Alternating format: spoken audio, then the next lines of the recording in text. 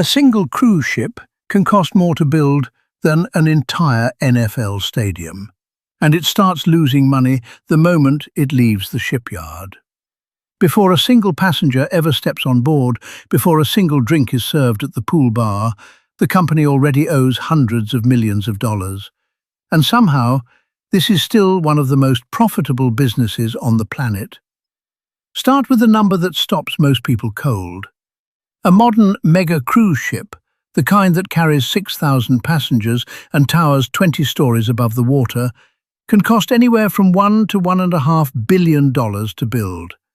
That's before fuel, before crew salaries, before a single towel is folded into the shape of a swan. And these aren't one-off purchases. The biggest operators in the world are running fleets of 20, 30, sometimes more than 50 of these floating cities at once. So the obvious question is, how do you make that math work? The answer starts with something almost nobody thinks about when they book a cruise. The ticket price you pay is often close to break-even, sometimes even a loss leader.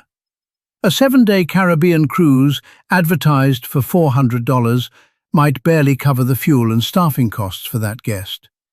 The real business doesn't happen at the booking page.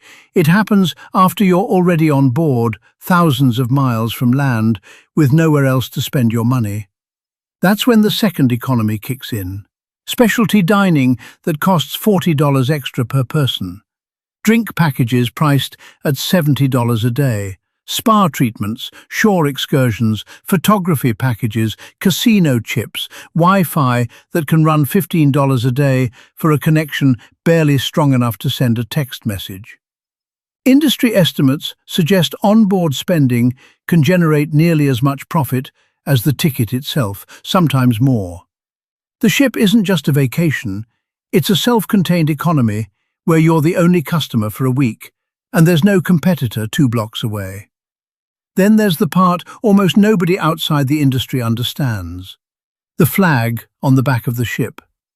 Most major cruise lines register their ships in countries like Panama, the Bahamas, or Liberia, a practice known as flying a flag of convenience. It sounds like a technicality, but it fundamentally changes the business. Ships registered this way often pay little to no US corporate income tax, even when the company's headquarters, marketing, and executive teams are based in Miami or Seattle. It also allows the company to hire crew from dozens of different countries under labor rules far more flexible than what a similar hotel or resort would face on land. And that crew is the quiet engine behind the entire operation. A ship carrying 6,000 guests might run on a crew of 2,000, many working 7-day weeks for months at a stretch, often earning a base salary far lower than equivalent hospitality wages on land, with the real income coming from gratuities. It's a workforce model that would be almost impossible to replicate in a land-based hotel. And it's one of the biggest reasons the profit margins on a cruise can outperform an equivalent luxury resort. But the business is far from risk-free, and the past few years proved exactly how fragile it can be. When cruising shut down almost overnight in 2020, the largest operators were burning through roughly $100 million a month just to keep ships maintained and crews minimally staffed, with zero revenue coming in. Some of the biggest names in the industry took on tens of billions of dollars in new debt just to survive, debt that some of them are still paying down years later. A business built on near-total capacity, where a half-empty ship can swing from healthy profit to serious loss, is a business with almost no room for a bad year. There's also a mistake several cruise lines have made when growth got too aggressive. Ordering new, ever larger ships faster than demand could reliably fill them. A ship sitting even partially empty doesn't just lose ticket revenue, it loses the entire onboard economy that was supposed to fund the real profit.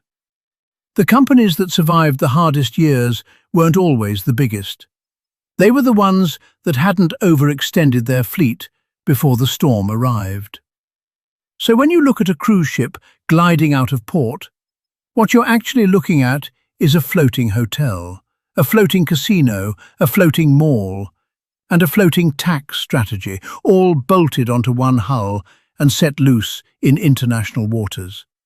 The ticket gets you on board. Everything else is where the real business begins. And that's the real secret of the cruise industry. It was never really selling a vacation. It was selling access and charging for every single thing that happens after you walk through the door.